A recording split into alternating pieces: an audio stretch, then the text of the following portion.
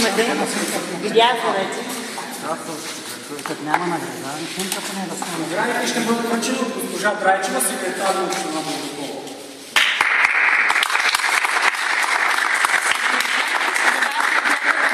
Че играете с страхотно сърце, супер концентрация на мозъчна енергия, на физическа енергия, на емоционална енергия. Забелязах обаче, че емоционалните ви реакции избухват по един и същи начин и като загубите и като спечелите. Това означава, че просто играете с огромно удоволствие. За вас не е само цел да на всяка цена да убиете противника, така да се каже. Много са добри. Много са добри и ви пожелавам да не губите този къс, да не губите това удоволствие, с което играете. Винаги да идвате в Дългопол.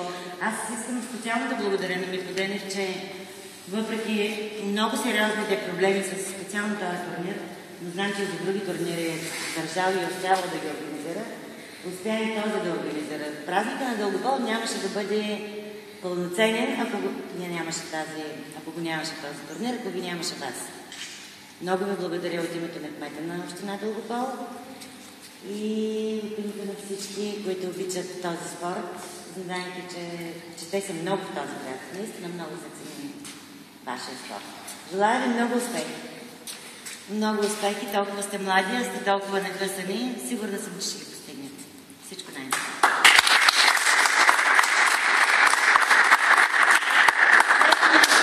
Димитър Гибридов.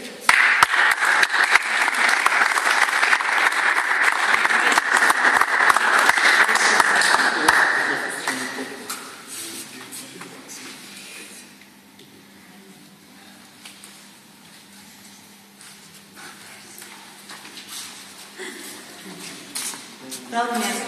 Добри дни.